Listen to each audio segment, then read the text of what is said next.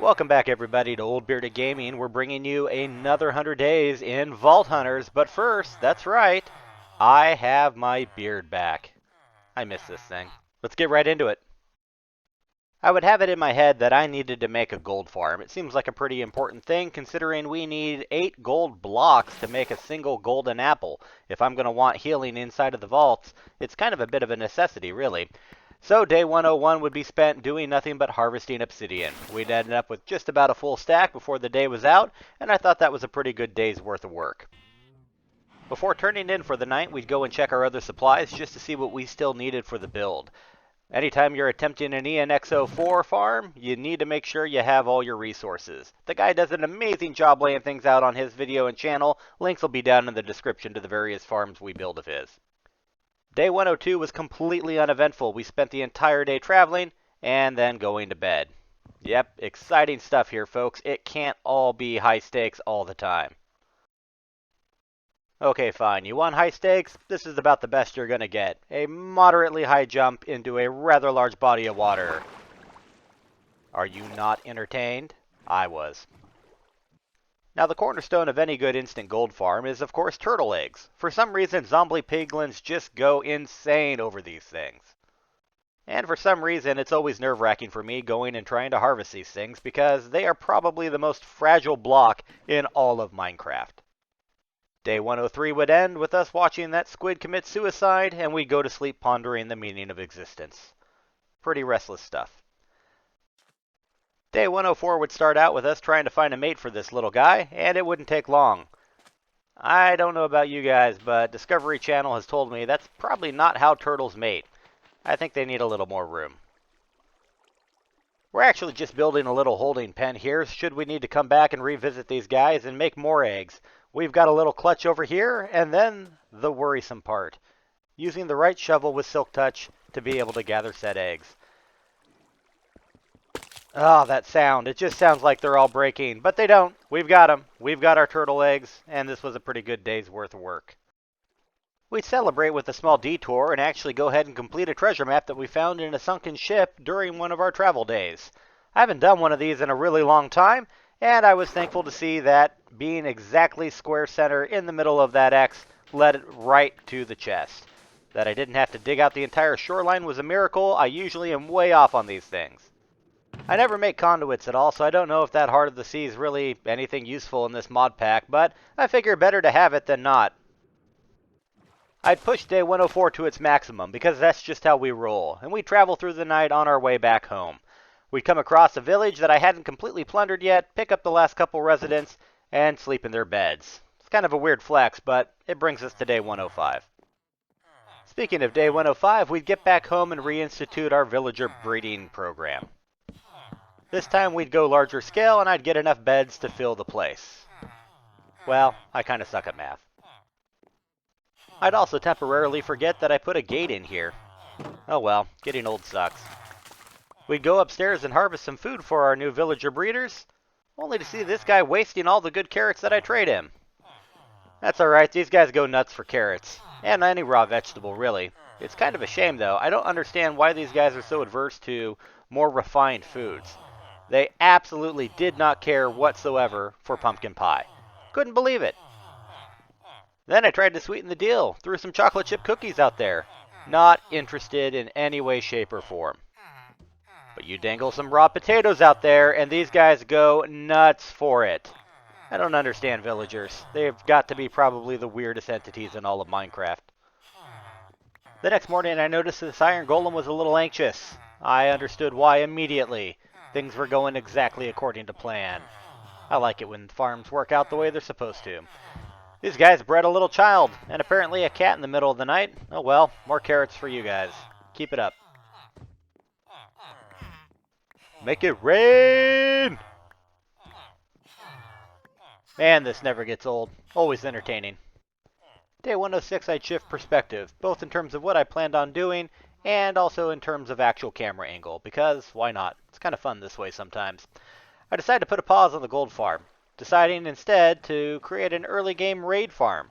I figured that is probably a little bit more useful. Totems of Undying definitely are going to help us a little bit more in the vault, and I'm pretty confident I can get some gold elsewhere if need be. And to be perfectly honest, the Ianxofour farm for the gold farm just seems a little overwhelming, at least right now. I don't know if any of you guys ever do this or not, but I find myself making pathways to get to different places, especially when I don't have an elytra yet. From canal building to cave building, whatever lets me get somewhere a little bit faster via ground, preferably on top of a horse, all the better for me. We'd bust through the other side here and find that the natives were welcoming, until he decided to take a piece of my dirt, and that was just unforgivable. He had to die.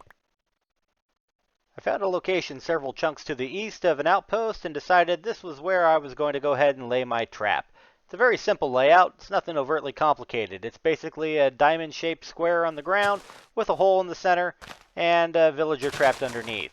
And what we would do is run over to the outpost, get the bad omen, run back, trigger the raid, and hopefully everything would get washed into the center and we'd be able to kill it and gain all the loot and glory. There's nothing super complicated about this particular raid farm. It's just not overtly efficient, but it was worth a shot just to see what we'd be able to get in terms of production.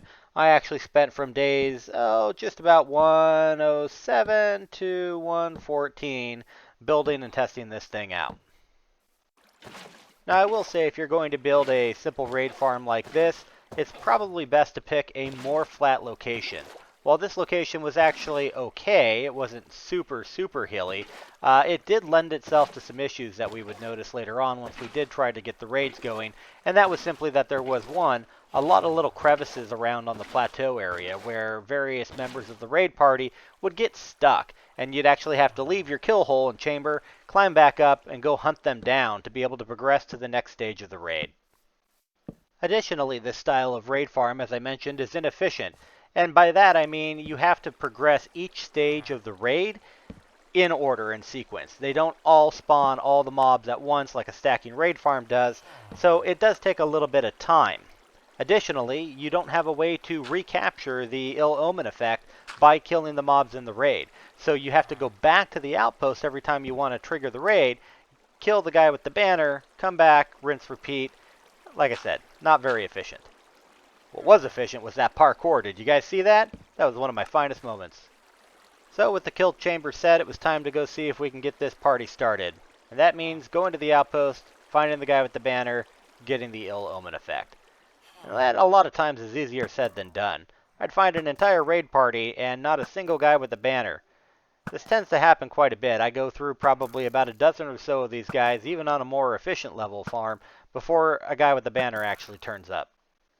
As it would happen, I would decide to engage in more civil construction projects, building a bridge over to the top of the outpost, and would you look at that, a guy with the banner shows up. But by now I'm too vested in baby-proofing this bridge, so that would have to continue before we would even think about killing that guy. Priorities, I know, they're a little skewed. With the bridge complete and secure, it was time to get our exile on. Quick pot shot, and we were off and running to get this raid started. However, when I first put the farm together, I actually messed up when I put the villager in a hole. As it turns out, my villager didn't have line of sight to a bed. I thought it was because he was missing a workstation, but really he just needed head clearance to be able to lay down in that bed, to be able to count as a quote-unquote village, and be able to trigger the raid that you see on the screen. So after a couple of days of messing with this raid, I came to the conclusion it was just way too underwhelming for my tastes. I really needed to amp up production, and that meant we were going to have to scrap this simple early game raid farm and go for something a little bit more complex. That's right, a different Ianxofour build, a stacking raid farm. I know, a lot of wasted time and effort spent on this, but it was worthwhile for me to get a feel for it because, like I said, I've never made one of these raid farms before. It was worth a shot. It didn't really pan out. It was more work than it needed. Lesson learned, do things right the first time. We'd make our way back home, sleep off the night, and get ready to start the new day with a new plan and a new laundry list of materials we were going to need to gather. As it would happen, just about 1,000 blocks or so to the east of our base, there was a lovely little area of ocean that is perfect for building a stacking raid farm. Essentially, you want to have at least 70 blocks all around the radius of a central block that you'll use for starting your build. Additionally, it also had enough coast and shoreline, aka beaches, to be able to get enough sand to convert to glass that I was going to need for this build. Time to set up shop. We'd spend a day or two smelting down the sand, getting our glass ready, setting our cornerstone piece out in the middle of the water.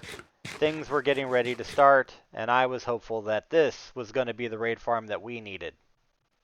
All tallied and edited, it would take just over 15 days to get this raid farm completely working. And it starts with this cascading lava, which takes about 4 real-life minutes to actually hit the bottom down over 260 blocks. I'm going to make you watch it all. Just kidding, that would be cruel and unusual. If you want to see how this is made, definitely check out the Ianxofour links in the video description down below. The short overview, though, of how this works is basically you build a platform pretty high up, out in the middle of nowhere, functionally leaving just nowhere except for that platform for the raid participants to spawn. Additionally, it's high enough up into the air that it's far enough away from the villagers so that when they spawn, it actually thinks you've completed the entire raid, and it spawns all of the phases of the raid mobs at once. That's why they call this an instant raid farm. Depending on your difficulty level, that can be quite a few different mobs. The beauty of this is that when you're killing said mobs, you're inevitably going to kill additional guys with banners, meaning you're going to re-trigger the ill omen effect. And then you would just simply need to jump down to the bottom, and it would re-trigger again the raid, and you would take your bubble column back up. The hard part is what you see now, actually going over to the outpost, finding a guy with a banner, and getting that initial ill omen effect. For some reason, it just seems to take quite a lot of times to get it. I don't know why, but maybe I'm just unlucky. That would figure. I thought everything was going smoothly until we came back with our first ill omen, climbed the bubble shaft, which I've got to admit, riding bubble shafts is just a ton of fun. I don't care who you are. It's one of the pinnacles of the Minecraft experience. But then lo and behold, to my surprise, we'd get up to the top, and there wasn't any raid. There was no guys. It had just simply stopped. It disappeared. It fizzled out. They didn't appear anywhere. Mildly upset, I'd take my frustrations out on capturing Santa Claus here. That's right, kids. Christmas is now canceled. We'd shove him in a hole, block him in.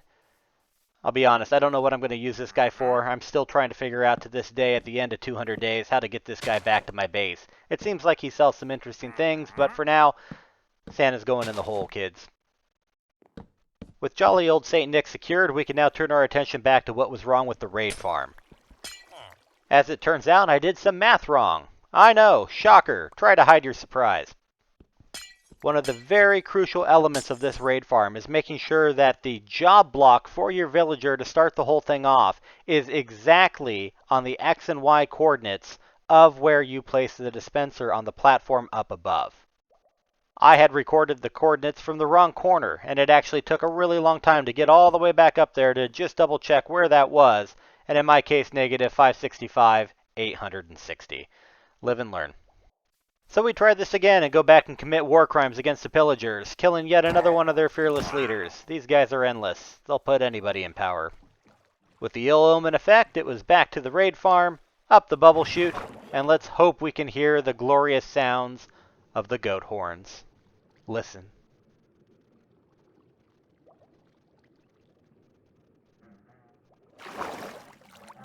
Yay! It did a thing! If we were committing war crimes before, now it was straight on genocide. We were going to slay all these guys over and over again. In recap, this is exactly how it should work. You flip the switch, it turns the water on, it pushes all these guys that spawn all at once, because they're far removed from the villager down below. And all you need is a decent blade with looting and sweeping edge to be able to clean up everything. Important that you stand directly underneath where you're standing now. If you're off to the side, one of the evokers can get some Vex summons off, but that's okay, we have those boats in place to be able to gather them up if that does happen. When all is said and done, we turn off the water, check our loot, then bask in the glory of endless emeralds, totems of undying, and saddles. Good times had by all. To keep the good times rolling, all you gotta do is simply jump down below. Don't worry, we're not gonna die. The raid automatically re-triggers, and it's back in the bubble chute. And you can keep this going for as long as you have inventory space. The only downside to this farm when I built it was I didn't immediately expand the chest collection system, and I didn't build an opportunity for a recycle center. Again, live and learn, but we'll come back and mess with it when we unlock some of the mechanism abilities with knowledge points much later on.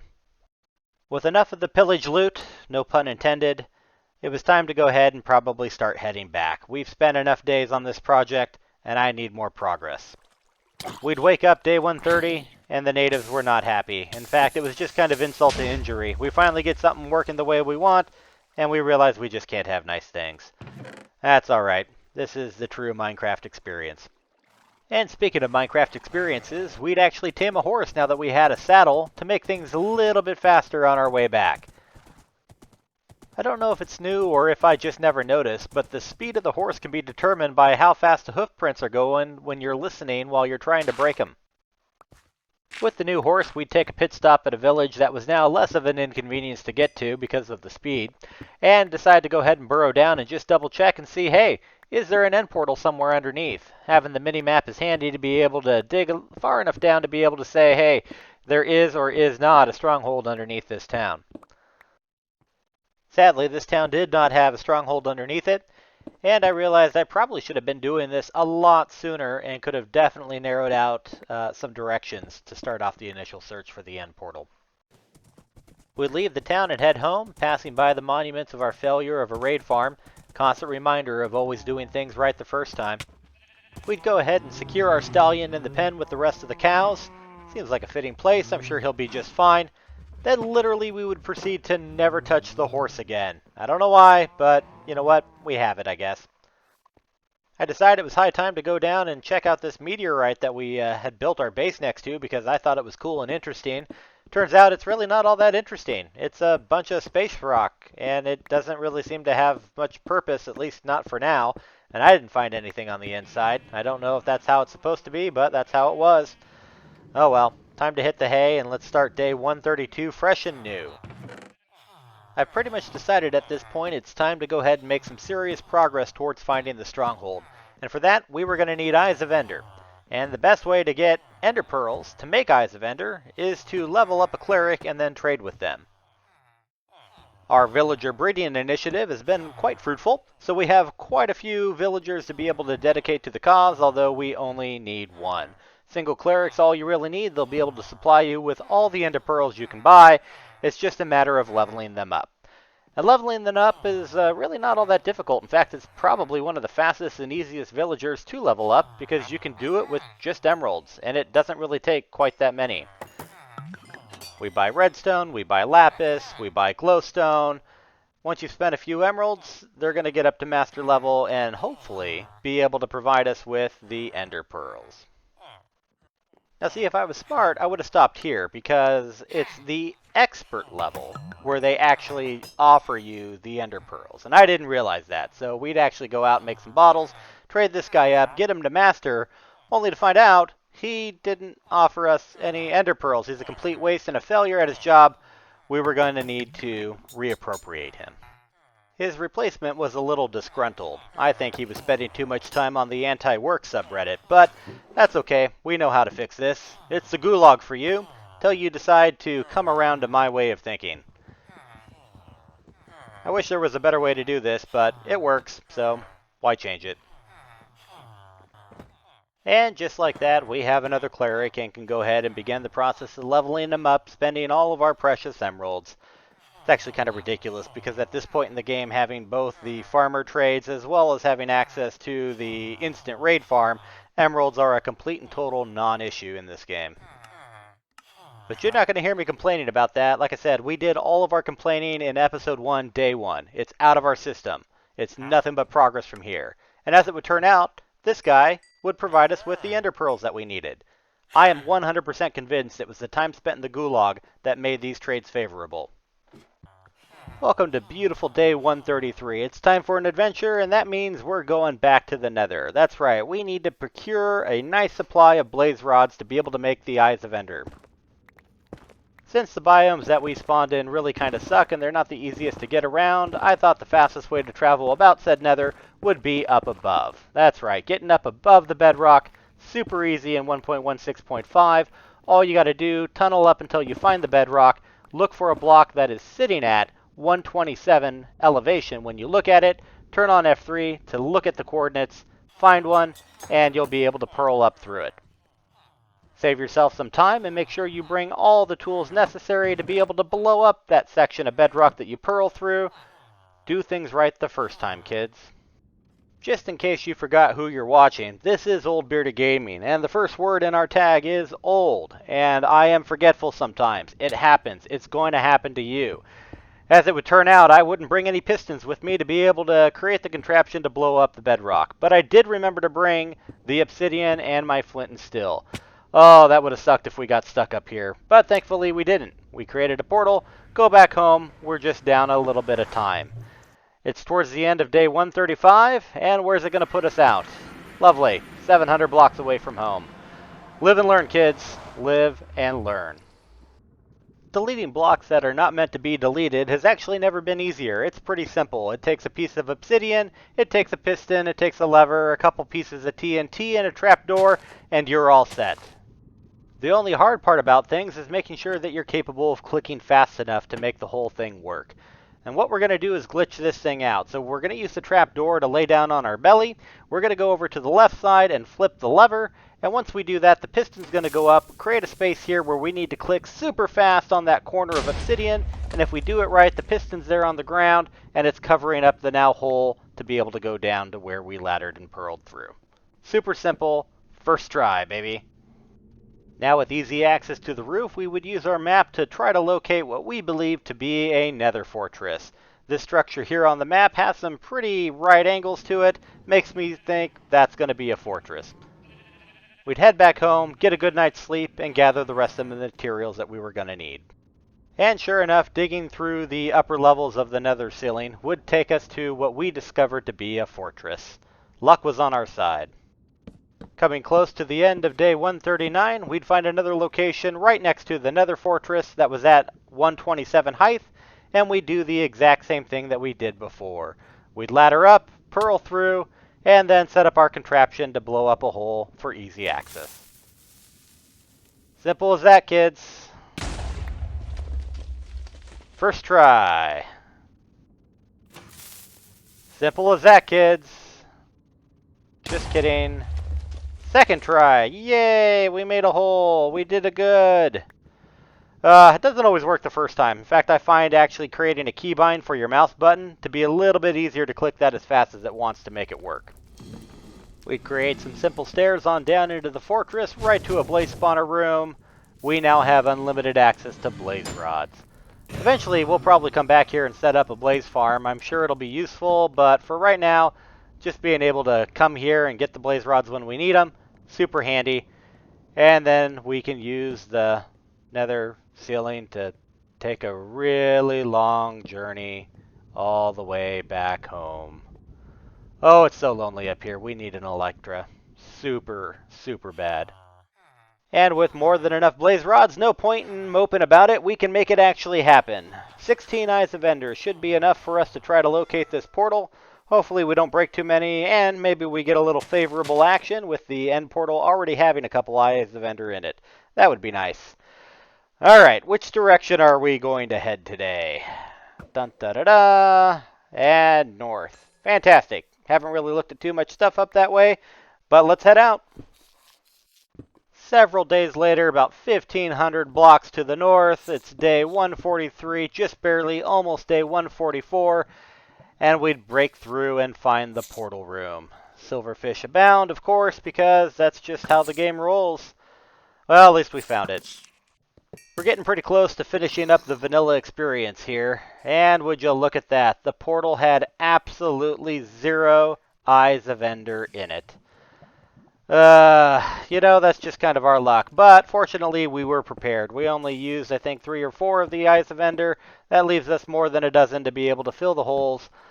We take care of business here securing the room, and we'll go ahead and plug these things up. I like the little music note sounds it makes when I put these things in. It sounds like success.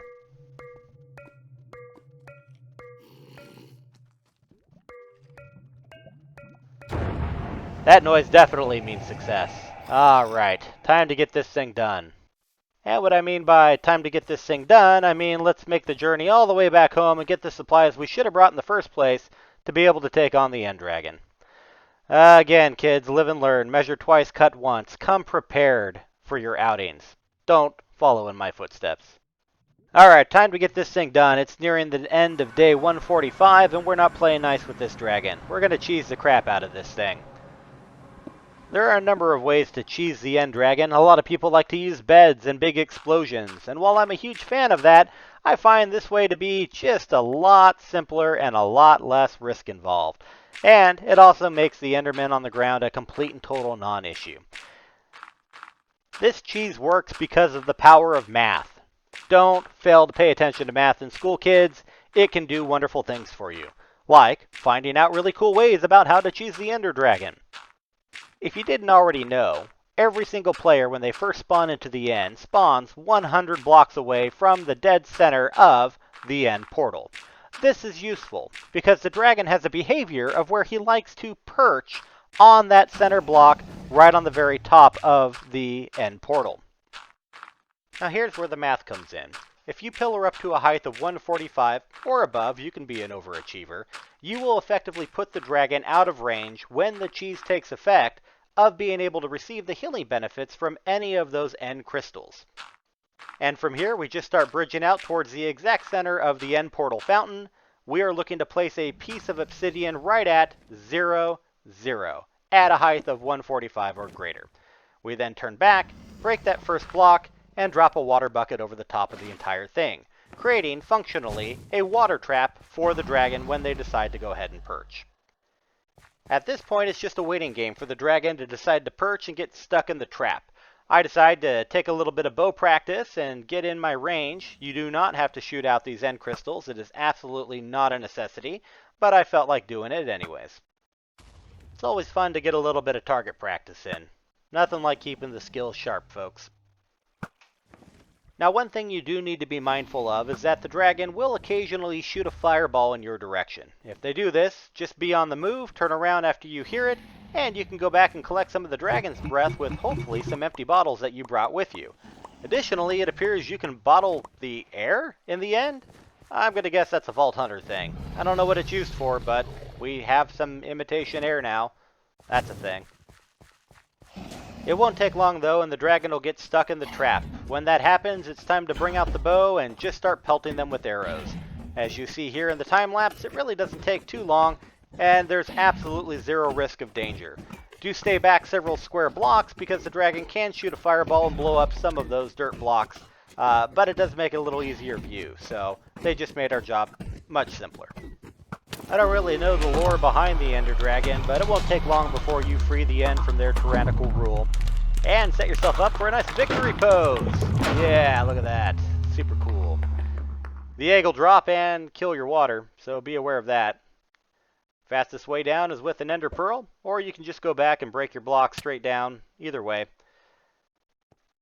We do a little checking around and confirm, yep, that dragon egg absolutely went through the portal. We're going to have to go back to spawn and get it. Ugh. No time for that now. It's time to make progress here in the end and get that elytra, which means we need to find an end city and an end ship. Time to portal through. This part always makes me nervous, so I always build a little platform all the way around. Destination wasn't the most favorable, but we'd go about securing it, building again another platform around the base of that one so we can create some stairs to get up to it later to get the heck out of here. And for now, bridge over to the nearest continent. I would take an opportunity to gather some unique blocks that I had not seen before. These are brought to us by Quark. I don't know if they have any sort of a use whatsoever, but there's a couple different colors of them and some interesting little monuments all throughout the end. We would have to travel well over 1,000 blocks and a couple different continents away to be able to find an end city. Now, do you think we would actually get lucky and it have an end ship? Yes, it did. Success! I'd also take a moment to farm a couple of these purpur blocks. They're useful for building the vault altars that we need to be able to create vault crystals from the vault rocks, and it's worth getting a stack of them while you're here. Additionally, killing shulkers is just something you do when you're over here. I like the sound they make when they die. Also, shulker boxes are going to have to do for storage once we do start getting into the vaults until we're able to get some knowledge stars and can be able to unlock the power that is Danks. That's a pipe dream though, so for now we'll settle with bridging over to the ship, clearing everything out, and getting our elytra. With day 148 now almost at a close, it was time to roll credits on this thing. Halfway through our 200 days, and the vanilla experience is now complete. No rest for the wicked though, we have things to do. But for now, we'll go ahead and take a rest, bring about day 149. Top order of business is making some rockets so we can get a test flight going with that elytra. Destination, our original spawn point. Boy, I'm glad I wasted time in that day 1 creating that waypoint, because it would really suck to have to try to find my way back here if I didn't know exactly where it was. Waypoints are your friends, kids. I honestly don't think that anybody needs reminding how to do this, but you put a torch a couple blocks underneath, dig it out, and the egg will drop as a pick-upable item. I think pick-upable is a word. Honestly, at this point, I don't really care. We're coming up on the close of day 149, and we've got our dragon egg. Yay! It's enough celebrating though. Day 150 and we'd have some work to do. We'd make a couple shulker boxers, as you do. They're pretty handy, not gonna lie. I'd also then decide right then and there that I needed to get all the supplies together to be able to make an automated sugarcane farm. The mindset here is to build something that can be functional with upgrades later. So I make this thing cool, compact enough, and functional so that when I do eventually invest some additional points into twerking, I can just hop on top of this entire contraption, pop a squat, and let the automated collection system do the rest. It took half a day, folks, to watch that one piece work just to make sure the pistons in the circuitry was all in good order. Oh my gosh, it's already almost day 155. Time to do a little mining, boys and girls. That meant working through the night. We're after vault ore. Now, vault ore can only be found between Y level 5 and 10, meaning that if you're standing on 6 and you dig 4 tall while you go through in a strip mine fashion, you're going to find it. It is subjective to the benefits of fortune, and we would just get unlucky and only get a single one from our very first one. Additionally, only a single vault ore can spawn in any given chunk. Therefore, once you've found one, you got to move on to the next chunk. Now the exciting part, putting it on the altar and seeing just how screwed over you're going to get by the game. I would later learn that if you squat, it'll actually display the name above the count to tell you exactly what those items are. 3 out of the 4, not a problem, but that last one is dark oak, and I had not come across any of it in my travels. We would go from day 155 all the way to nearly the end of day 162 before we found this field of dark oak. Oh my goodness. Now, I would later also discover that the vault ores will only ever ask for vanilla resources when it comes to things like wood. So long as you have found a sapling of every one of those, you're going to be fine. This one happened to be well over 1,000 blocks in the southwestern direction, a region that I had not previously explored. With all the items turned in, just flip a lever or push a button, and voila, we have a charged vault crystal, our first one yet. Super excited, really looking forward to jumping in and starting to do these vaults. We'd pull up just a second though, because I had one other thing I wanted to do. That's right, an Enderman Farm. We'd spend most of all day 163 getting this thing all ready, and the final touches here of spawning an Endermite.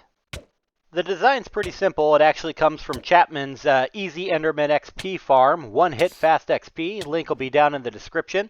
Word of advice, make sure you name tag your Endermite before you put them in the minecart. It won't work the other way around. Boy, that guy hits hard for being so little.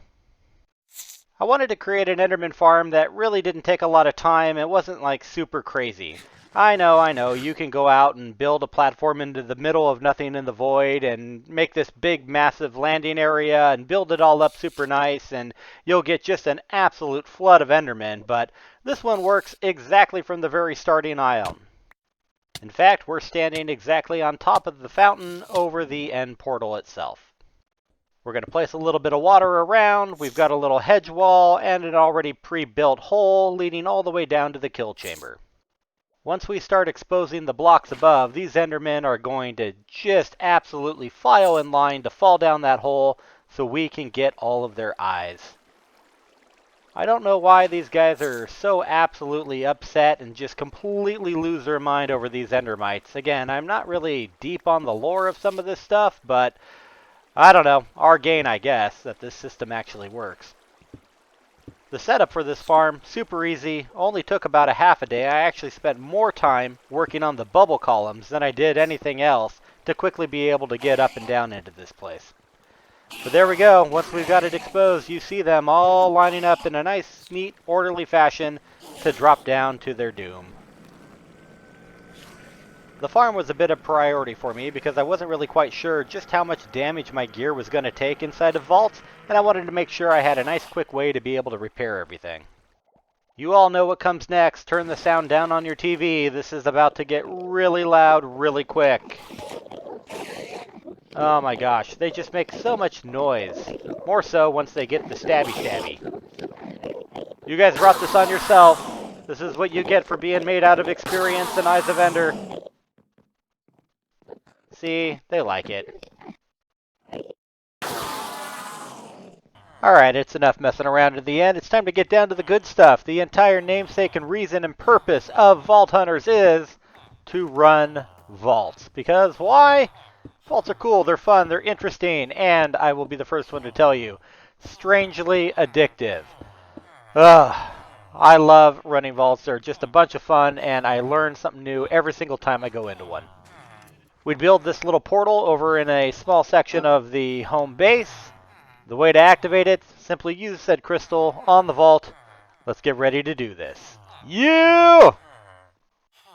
Quick check of the gear, and it's time to step through the portal, enter my very first vault. I've never done a vault before. I've only seen a couple people do them before on a couple of YouTube videos. I really didn't want the experience to be spoiled, so I didn't do a ton of research ahead of time. The big takeaway that I did have was use waypoints. In fact, I would have to make a new keybind because my plus and minus were set for zoom on the minimap, but once we had that all figured out, it was no big deal. My first room is what I call the graveyard. I really should have spent a lot more time here. I actually was pretty dismissive of this one when I first came in. I simply just didn't look around enough, and I didn't dig enough. I was incredibly nervous and excited. Don't know what else to say, folks. But that particular room has a ton of gilded chests in it. I don't even know what to call this next room that I came to, but I poked around in this brown terracotta thing. I actually think I missed either some sort of a condensed block or gem block inside there. Again, just not taking enough time with it. The swamp quarry is actually just another variant of a overarching theme of various quarries that are available. Each of these platforms can potentially have various gem blocks and occasionally some concentrated blocks as well. We'd spend a little bit of time poking around here, but again, didn't really stay too much. I kind of wanted to just explore and see what all there was to be had. I was really kind of surprised at the overall lack of chests that were in various rooms, but you know what? I probably just wasn't looking in the right places. I would come across what I call the geode room, and this one is pretty spectacular, or at least potentially can be, as far as I know. There's quite a lot going on here. On the main level, not quite so much. A little bit difficult to place blocks because everything here is either a half slab or what have you, so it makes some really unusual heights, and I don't have Mega Jump yet. But I do know that if I block all the way up to the top of that geode, there's no enemies up there, and potentially quite a lot of interesting gem blocks to be had. I honestly just don't know enough about vaults yet to know what the priority is, what the best loot to get is, what I should be targeting or going after, or if there's even a preferred method or means to being able to tackle some of these rooms. Theoretically, I could see where there maybe is a particular flow that's best to tackle some of these rooms. I don't know if going low, mid, high, or high, low, mid, what have you, is the best way, but as you can see, tunneling up here, there appears to be quite a lot of goodies. Again, I just don't know what I don't know, and I just started grabbing everything. In retrospect, I have since learned it's probably not worth it to spend any amount of time on just quote-unquote vanilla blocks. Only look for the compressed blocks and the unique gem ores that can appear. Can you tell I was excited about being up in this thing? I absolutely was. This stuff is cool. This is why we installed the mod pack. Once we were done playing Inventory Manager, we'd head on down to the next level. I don't know if there's any point or anything to these little hidden cakes, but they do appear every now and then in vaults and random hidden places. We touched it and it did a thing, so I guess it's a good. I don't know. Let me know in the comments below if there's a purpose to those things. These little, I don't even know what they are, pods, trees, what have you. I don't know. They're kind of translucent, covered by blocks, but they do have quite a bit of gem ores in them. And each of these waterfalls on the cardinal directions, if you float up into them, can also potentially have gem blocks too. Back in the mid-level, you can actually pillar up and get to some stacked chests up here, but there are some spawners. And as you can see, my pinky game was weak. I fell right off that thing. Live and learn. I gotta get used to this fast-paced combat again. My RL craft training has failed me. That said, I do notice that the wooden chests are definitely a little bit lackluster. I don't know if they get better as you gain more levels and the vaults get more difficult or so, but for the most part, they seem to be pretty hit or miss. Sometimes it's nothing but vanilla loot. Basically, give it a complete pass. Other times, it's full of neat stuff, and sometimes it's just pick and choose. We check out one more room, and I call this the Crimson Hive Room. I have no idea what it's supposed to be called, but these honey blocks, if you burrow into the hives, you can find one wooden chest, usually a compressed ore, and maybe one other thing. Probably a spawner. I wasn't quite sure how long it was going to take to get back to the portal, and I certainly didn't want to die holding all this stuff. So we'd make our way back to the graveyard room and actually spend a little bit of time exploring. It didn't take long to notice, hey, those are gilded chests, a couple of them, just kind of right out there in the open. As I would actually miss, there's several of these opportunities all around the graveyard. And just a crap ton of them buried underneath each of those graves and sarcophaguses or coffins or whatever you want to call them. If only I had dug down further. Live and learn. Can't wait to come across another one of those. We'd bring it down to less than 30 seconds and pop on out of the vault. Why? I don't know. Somebody said that you get more experience the longer you wait, and I'm just going to have to take their word for it at this point. Interesting combination of modifiers, having hunger, but also having that healing. Was kind of nice. I really didn't have to worry about any damage. I was way, way over-prepared for going into that vault. We'd spend the next day 167 checking out all the loot, sorting through everything, and setting up what we wanted to get set up in terms of storage system for all the stuff we were going to be bringing out of these vaults. We did come across a very interesting item, and these are somewhat rare to come across, but I guess they're kind of cool.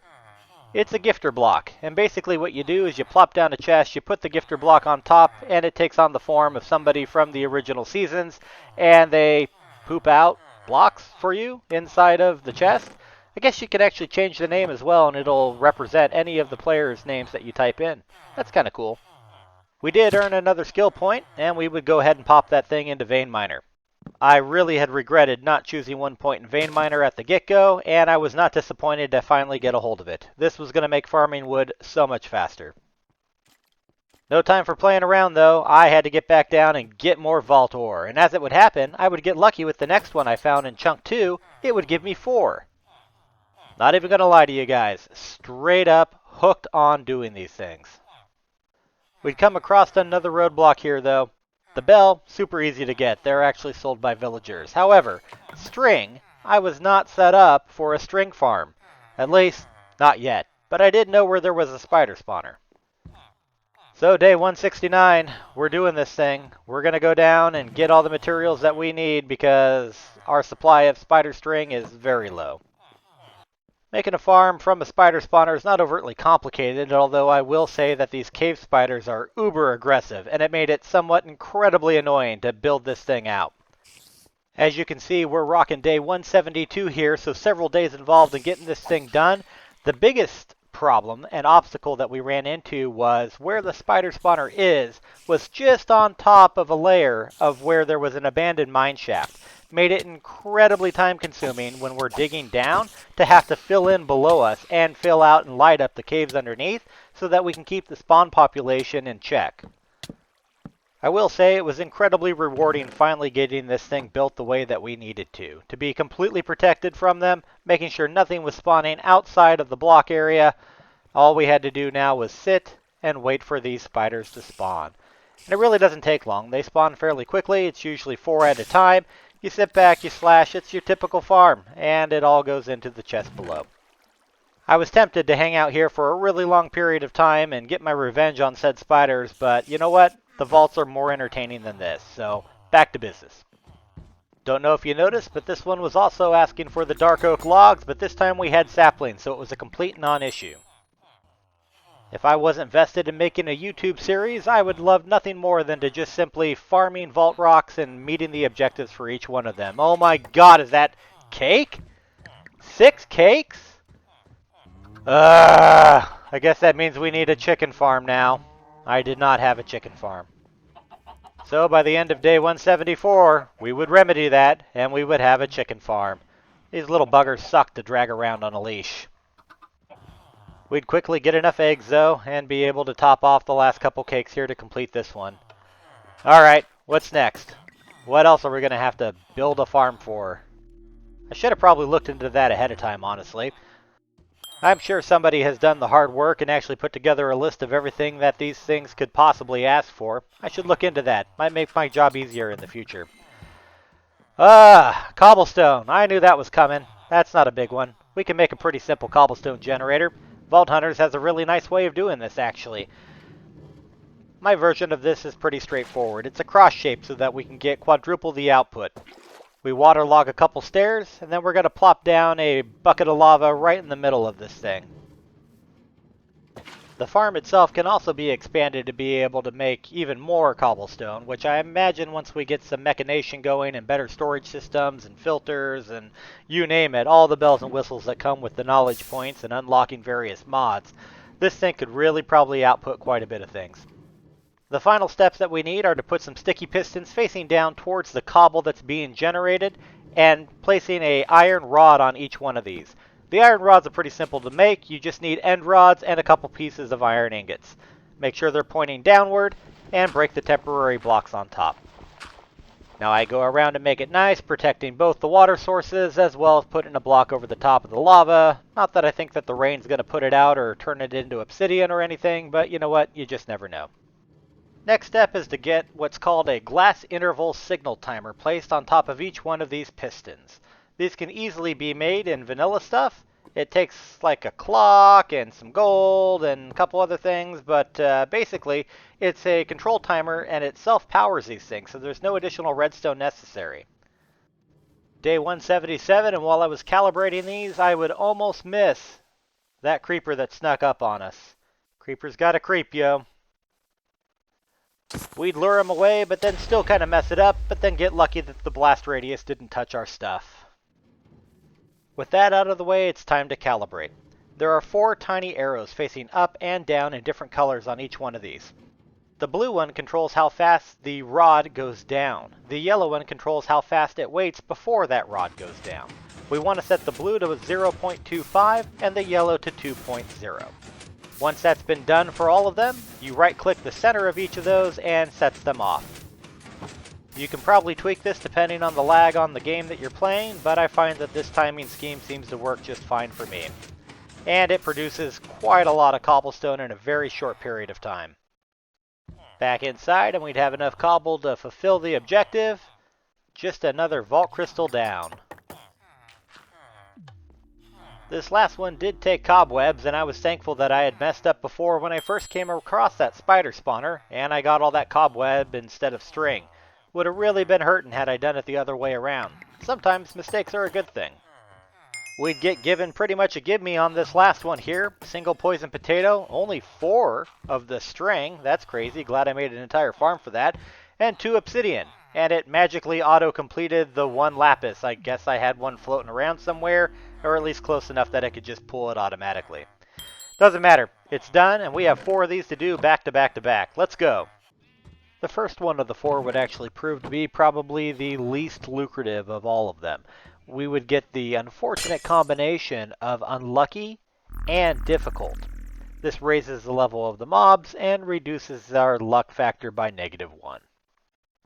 First room we'd come across was one of the variants of the quarries. Not a huge fan of these style of rooms, and they come in quite a lot of different flavors.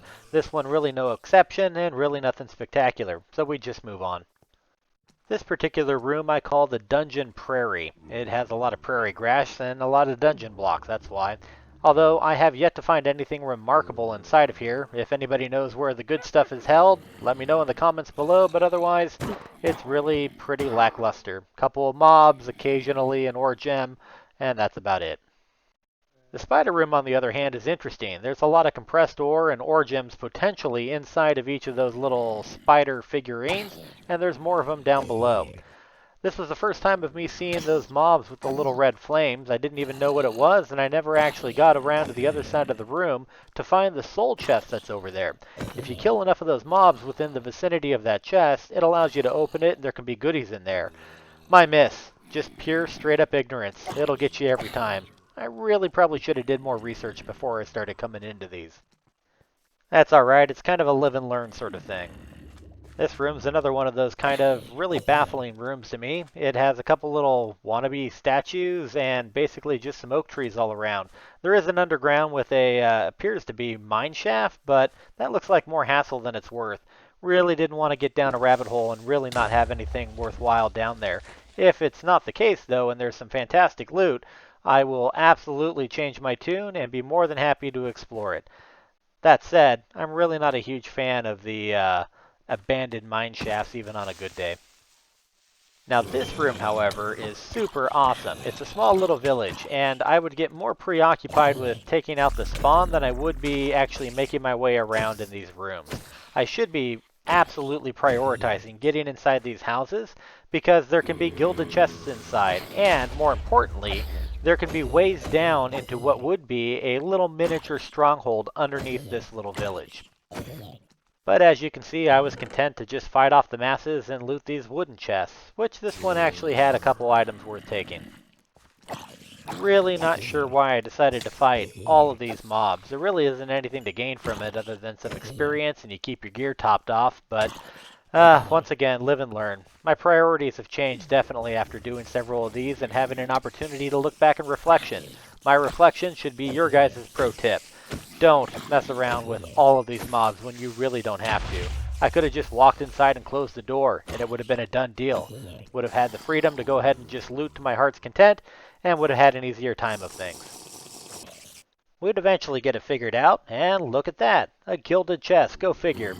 This particular one didn't have anything too amazing in it. I'm still waiting for something spectacular inside of one of these, but you know what? I'm all about those vault cookies. Each vault cookie is more experience for leveling up and potentially gaining another skill.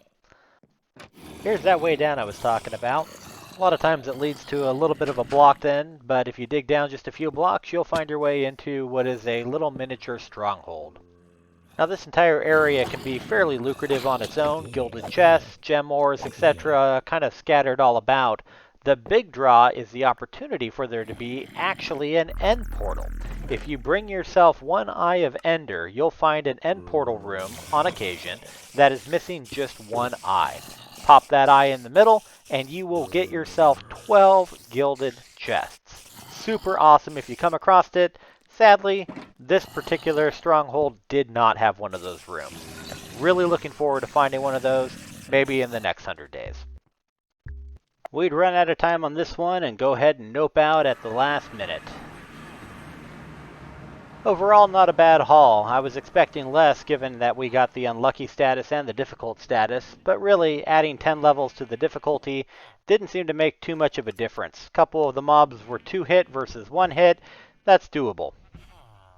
I'm sure it only gets worse from here. It's day 180 and we do a little bit of house cleaning, brewing up some more potions of instant health and the like, as you do. Gotta keep those supplies topped off. And of course the reason we need to stay topped off? So we can do more vaults. No, I don't have an addiction, it's your problem, not mine. This next vault would give us the lucky modifier, which it can't hurt, but I really didn't see that much difference in the quality of the loot inside the boxes. First room is what I call the quad temple room. As far as I know, there really isn't anything too crazy here. There's a couple chests hanging from the ceiling, and there can be 1 or 2 found down below in the water. There's a little mini shipwreck and a monument, etc. This next room, though, this is where potentially it's at. This is the X marks the spot room. The big draw of this room is, of course, digging down right in the dead center of the middle of the X. When you do, you're going to come into an enclosed room. After a couple of seconds of waiting, all of the walls will open, and you can have potentially one of 3 different rooms. It can be a gilded chest room, It can be a room full of complete monsters, and it can be a room with a bunch of ores and condensed blocks. Now that's what the experts say, and at least the video guides that I saw pertaining to this particular room. However, the one that we got appears to be maybe what would be a gilded room if we were maybe higher level. I'm not sure. It definitely didn't quite seem like the monster room, although there were easily 30 plus spawners in this room, but quite a lot of wooden chests all around as well. As near as I could tell, this really wasn't going to be worth the headache. An awful lot of monsters for an awful lot of potentially just vanilla loot boxes. Kinda everything I could do to get out of here. We would eventually ascend, and I would go back down and take another look around, and yeah, sure enough, over 30 spawners, and nothing all that great inside of any of the wooden blocks. That's alright, we'll just move on. Live and learn, folks. It's worth a chance. Always worth going down to take a peek to see what you get. Not sure what to call this next room, but it was pretty and interesting, kind of different. Honestly, all of these rooms are pretty kind of cool. It's just really kind of sucks to be in the dark about if a room is worthwhile or not. It's just going to take some time studying. I'll get it figured out eventually. For now, I'm content taking what we can get. The condensed blocks are nice. They make it easy to fulfill the requests of the vault stones, making more crystals. And occasionally you get something alright inside the wooden chest too. I didn't mess around in the aquarium room. There's quite a lot of gem ores to be had down in the water, but it was really dark in there, and I just did not want to spend the time going through and seeing if it was worthwhile or not. We'll try it again when we're a little better set up and we feel a little more confident. Time to nope out of here. It's the early morning on day 182, and I gotta say, I'm getting a little bit more confident in the runs. Our statue is slowly dying? Apparently that's what they do. They lose color and then they die and they quit giving you presents. I guess we're going to need to make a graveyard or something. I don't know. And of course, inventory manager. Gotta play it after every vault run. That's alright though. I don't mind. We did earn ourselves a new skill, and this time we opted to go for cleanse. Super useful. Those pesky witches love to add that poison effect in the vault, and this is a quick way to get rid of it. The last batch of treasure gave us a couple trading cores, so we made an advanced vending machine. All you do is you pop your trading cores in there, and apparently they offer you some goodies. Sadly though, we do not own enough of the currency to be able to buy anything cool. I'm looking at you, Pickerang. Time for the next vault, and we would get healing. I absolutely love this one. The lesson to be learned for day 183 is if you see a chest in the open sitting on a single block, make sure you dig underneath it and check for spawners. They like to hide out there, and boy do spawners take a long time to break. Sadly, we'd spent a lot of time in this vault looking at fairly unremarkable rooms. By the time we did get to something kind of interesting, it appears to be some sort of a western motif town? I don't know, looked kind of fun. I realized I had about a minute and a half left on the timer, just no time to get in there and explore. Maybe next time. It's a race back to the entrance, and of course, you've got it. Time to nope out of here. Sure would be nice if there was some early game time modifiers to the vaults to let you really get in there and explore so you can learn your way. We'd spend day 184 traveling back to the Nether Fortress to pick up some nether wart, and then day 185 we would plant a small garden of it. Sadly, twerk does not work on nether wart. No time to be sad about that now. There's vaults that need doing. Let's get right back into it. God, I love these things. Have I mentioned that? I might have mentioned that before. This next vault would throw a lot at us, and I actually had to stop and kind of look some of this stuff up. It gave us hunger, personal space, like I'm a snowflake that needs that, healing, and lucky vault. Pretty good combination all in all. Was super excited to find a new room type. Some sort of a metro cityscape. I don't know, but the loot was pretty good. There's gilded chests in some of these houses, and you can actually climb up all the way onto the roof and just dig down from the top to save some time. I wouldn't figure that out, though, till it was a little bit later down the road. What I did figure out, though, is you can't touch beds, just like in the Nether. Oh my gosh, that really, really got us close. Down to 2 hearts. I hope you've all been taking notes, because that feels like something I should have known before stepping into said vault. This room has an interesting feature in the higher elevation, though it is a little bit of a pain to get to because of the onslaught of falling zombies. Took a while to figure out what it's supposed to be. I originally thought it was just clouds, but it's actually some sort of a plane. Didn't seem to be any loot up there, although there was an interesting control panel, I guess? I don't know. Took a long time to get. I was in a hurry to get out of there and see more. Sadly, I missed that there's a sewer underneath that place, and there could be some pretty good loot in there. All the other rooms were pretty unremarkable, and we'd nope out of there in time for day 186. We'd actually spend from day 186 to day 196, that's right, 10 in-game days, going around and gathering additional vault rocks to convert into crystals, and of course, the obscure blocks and resources that were necessary, things like ice, to be able to complete said crystals. The most challenging of all, though, lilac. That's right, this little 2-block tall flower was the bane of my existence. Way too many days spent flying around looking everywhere for this stupid flower. As it turns out, and I knew this to be true from other modded games, vanilla flowers can be a little difficult when you're playing with the biomes you'll go. It's something about the algorithm that messes it all up, I don't know. All the same, we spent just an obscene amount of time flying around, which, by the way, we invested a point in Dash, so no more need for rockets. That's super cool. Love that feature. Looking for this stupid lilac. Of course we'd find it, sitting there like the savior on a hilltop, looking all innocuous and whatever. Didn't matter, we were going to deforest this whole thing. Take every last one of them. Lesson learned in the early game. If you get your hands on a couple flowers, make sure you gather some specimens. These 2-block ones can only be grown by using bone meal on them, and it'll just drop more of them. I feel another farm coming on. But not today, not in this 200 days. We have more important things to do. I still have plans for us to complete before the end of day 200, so we'd get back and complete this horrendous challenge. Vault Crystal obtained. I'm sure there won't be anything quite as difficult as that. Smooth sailing from here on out. Boy, really glad to get that difficult one out of the way. You know what I mean? Feels good, you know, it's a sense of accomplishment.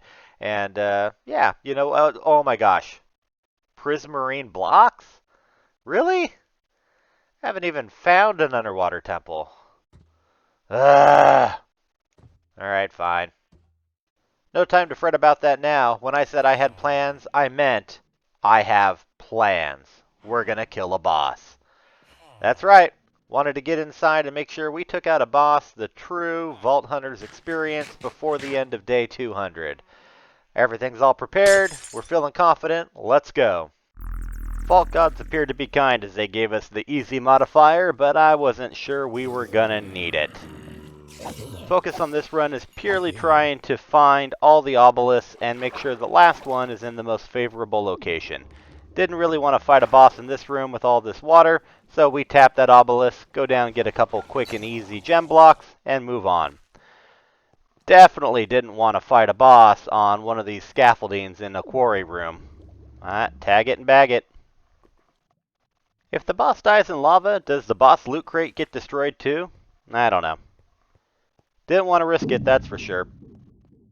But another quarry room and an obelisk, definitely don't want to fight it here. Alright, well, this last one better be in a good spot. That's all I'm saying.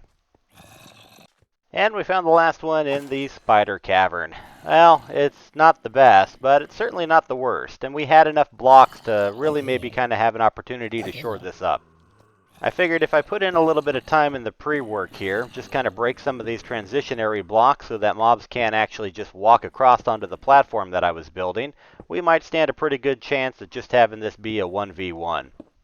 I literally have no idea what boss strategies entail. I don't know if this is a waste of time or not, but let me know in the comments below if you have a better way of doing this. All in all, I think we're as ready as we're ever going to be. We popped a potion of strength, we have 1 splash potion of healing, we've got 2 totems of undying. If I can't kill the boss with this, it's probably not going to be much hope for me. Let's see if we get lucky. And it's the robot. I was really expecting a giant undead zombie, to be perfectly honest. That's why we had the smite sword built and kept it on at all times. I wasn't quick enough to be able to move it to my sharpness 1, but he was taking a decent amount of damage. Man, does this thing have a lot of reach. Holy crap. Can I get this kind of power? Can I get this kind of reach? That'd be super awesome and handy. Not much to tell here. He went down pretty hard and fast. It was probably a combination of the rampage and the easy modifier. I don't know. What I do know is that panic had set in. I wasn't sure I'd collected the boss crate. I didn't see it there on my hotbar, so I decided to drop down and pick up the loose blocks from the fight. The vault would kick us out, and back to home sweet... This isn't home. Son of a... Seriously? It's day 199. It's like 1700. But I got the boss crate, though, so I guess all's not lost. Now I gotta hoof it back, because I didn't bring my elytra with me. Ugh! Welcome to the wee hours of day 200. We're running through the dark on our way back home. Nothing super exciting here, folks. We just wanted to finish up in the home base, that's all. Just a mental note to myself, I need to get back over to the end and farm up a couple more spare elytra, just to have around in case of situations like this. Time to sleep till morning of day 200. Another 100 days in the books. We do some chores around the place and then open up our boss crate. Honestly, the loot was somewhat underwhelming. I don't know what I was really expecting. I think just really kind of more. I don't know what's good or what's bad. I think the magnet's pretty cool, actually. Be even more cooler if I had some sort of an auto-storing system in my inventory instead of having to manage these shulker boxes. Additionally, the scrap, the Nautilus shell, I guess those are important for something. I don't know what yet. I guess we'll figure it out. We've got probably another 100 days to do so. Well, thanks everybody for hanging out for this 200 days. If there's something special you'd like to see for day 300, you know what to do. Leave a comment down below, and we'll see if we can't get to it. This has been OldBeardedGaming saying thank you very much. We'll see you guys again next time. Until then, cheers!